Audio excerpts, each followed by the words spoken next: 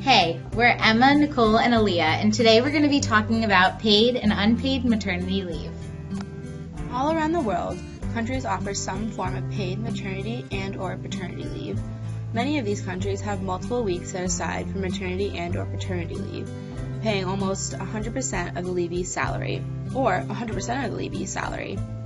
The picture below demonstrates a general idea of the amount of weeks a parent is allowed to take off when having a baby or adopting a child. Sweden offers 16 months of paid maternity leave at 80% of the leavee's salary, and an additional 3 months at a fixed rate after the completion of the 16 months. Out of the 16 months, 2 of those months must be taken by the father or that time is lost. In Croatia, an employed pregnant woman is allowed maternity leave until the child reaches 6 months. Throughout that maternity and paternity leave, the parent is entitled to 100% of their pay. In Canada, 50 weeks is allowed at 55% of the leavee's salary. Italy offers 20 weeks, or 5 months at 80% of the leavee's salary, and an additional 6 months at 30% of the leavee's salary. Slovakia offers roughly 7 months of maternity leave at 55% of the leavee's salary. Going back to the picture below, you can see that almost every country offers 14 weeks or more of paid maternity leave. Why can't the U.S.? In 1993, the United States Department of Labor created the Family and Medical Leave Act, also known as the FMLA. Let me break down the FMLA for you.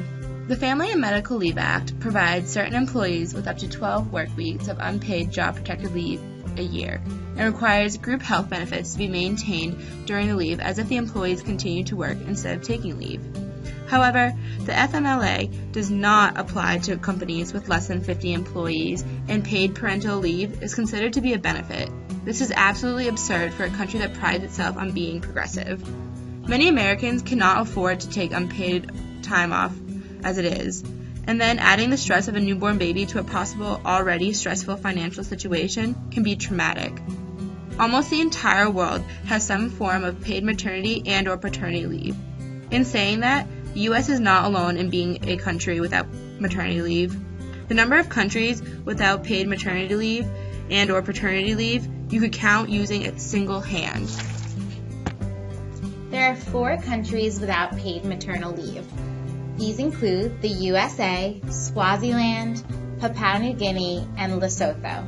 These 4 have nothing in common. Swaziland and Lesotho are located in Africa. New Guinea is in a region of the Southwest Pacific. Swaziland, Lesotho, and New Guinea have populations less than 7 million people, and all 3 are severely affected by AIDS and HIV. New Guinea has one of the highest infant and maternal mortality rates. The U.S., on the other hand, however, is extremely advanced and considered one of the best places to live. And the one thing they have in common is that they don't offer paid maternal leave. Countries with similar economic and democratic policies as the U.S. all have mandated paid maternity leave and for the most part are funded by the government. This video truly captures the reality of going unpaid in America when becoming a mother. However, at least she has flexibility and support around her. Many women in service jobs do not have this option. So take a look at the video. What financial strain does this cause? 33 years old. I have 2 children. My son Max is 4.5, and my daughter Olive was born on January 6th. I've been a high school teacher of Spanish and English for the past 9 years, and my partner works at a nonprofit organization here in New York City. For my family, we had to figure out how we were going to provide for both children, and I knew I wanted to stay home with the baby, but because I had taken my sick days with my son when he was born, I was not eligible for any paid maternity leave. So we had to figure out basically how we were going to live on one income. I do have maternity benefits through the Board of Education. The problem is that they're unpaid, but many women don't even have that and have to make the choice to leave their careers if they want to take time off and be with their children. That's an unfair position to put women in. So where are we now? In January 2015, Obama stated that we are the only advanced country without sick leave or paid maternity leave. In 2013, 13% of workers were allowed access to some kind of leave, but this is rare. In comparison to the rest of the developed world, this is extremely low, and the United States also mandates the shortest period of time off, which is 12 weeks. The UK and Australia allow for up to a year with paid benefits and a secured job, whereas Iceland has the second shortest length of time, 13 weeks. However, this is completely paid for.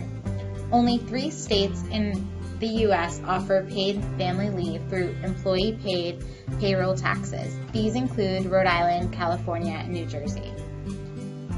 Obama signed a memorandum for federal employees to take up to 6 weeks of paid leave for a new child or an ill family member. New Jersey and California have both instituted 6-week partial pay family leave funded by the small payroll tax.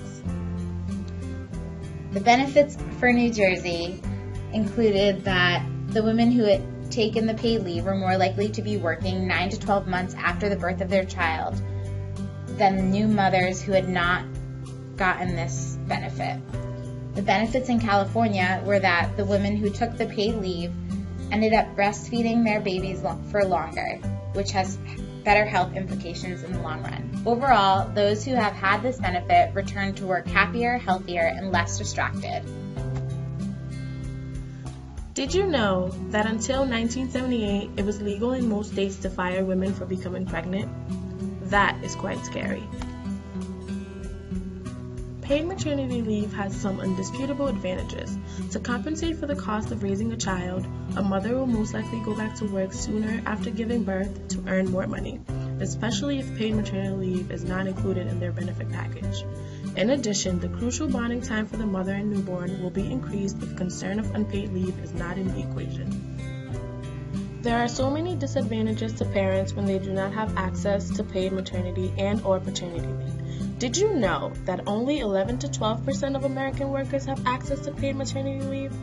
Without paid maternity leave, how are women expected to properly care for themselves and their newborn child in such limited time, with less income coming in, which can create an enormous amount of stress?